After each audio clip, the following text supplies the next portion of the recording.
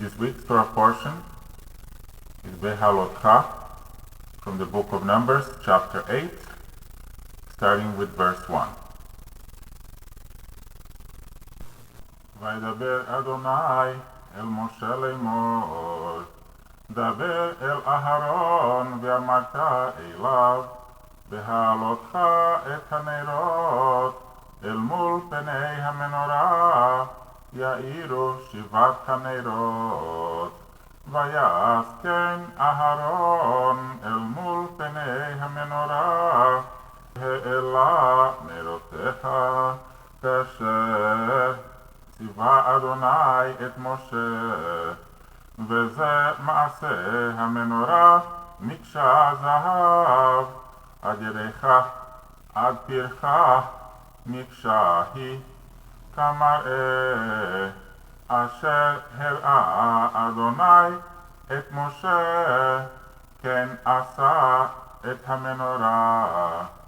וידבר אדוני אל משה לאמור, קח את הלוויים מתוך בני ישראל, וטיהרת אותם, וכל תעשה להם לטהרם, הזה עליהם מי חטאת, והעבירו טהר על כל בשרם, וכיבסו בגדיהם והיטהרו. ולקחו פר בן בקר ומנחתו צולת בלולב השמן, ופר שני בן בקר תיקח לחטאת. והקרבת את הלוויים לפני אוהל מועד, והכחלת את כל עדת בני ישראל. והקרבת את הלוויים לפני אדוני, ושמחו בני ישראל את ידיהם על הלוויים. והניף אהרון את הלוויים תנופה לפני אדוני מאת בני ישראל, והיו לעבוד את עבודת אדוני. והלוויים יסמכו את ידיהם על ראש הפרים, ועשה את האחד חטאת ואת האחד עולה לאדוני לכפר על הלוויים. והעמדת את הלוויים לפני אהרון ולפני בניו, והנחת אותם תנופה לאדוני. והבדלת את הלוויים מתוך בני ישראל, והיו לי הלוויים. I'll see you next week. Stay safe.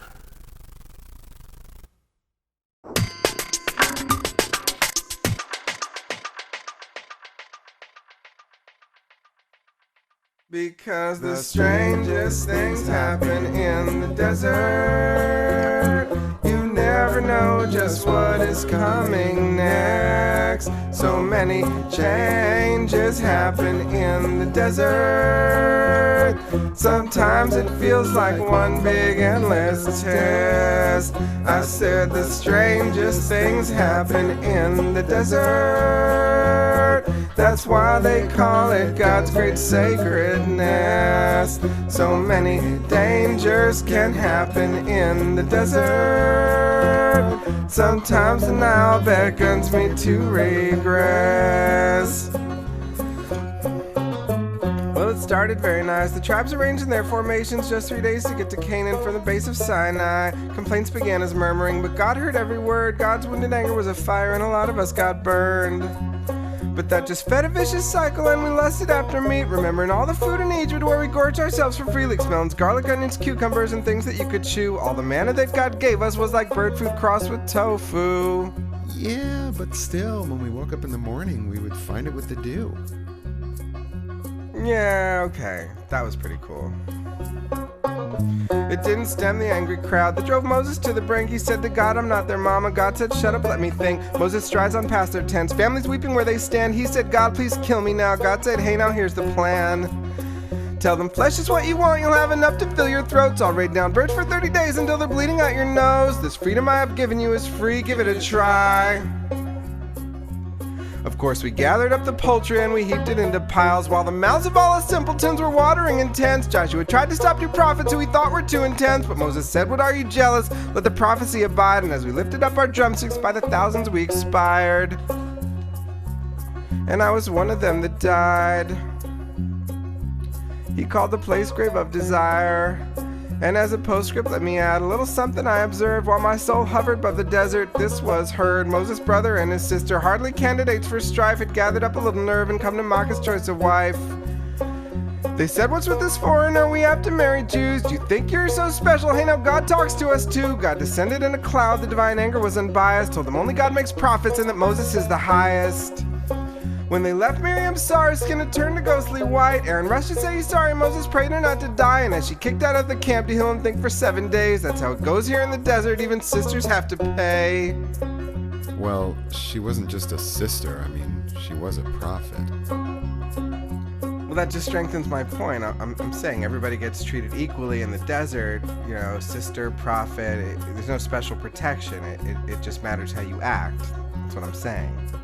Yeah, I know. I wasn't questioning you. I was supporting you. Oh. Thanks. Well, you did have that kind of question-y voice you get, you know, with the tone. No, I didn't. Alright, let's not fight. That's where our weekly story stays, because the strangest things happen in the desert. You never know just what is coming next. So many changes happen in the desert. Sometimes it feels like one big endless test. I said the strangest things happen in the desert. That's why they call it God's great sacredness. So many dangers can happen in the desert. Sometimes the Nile beckons me to regret.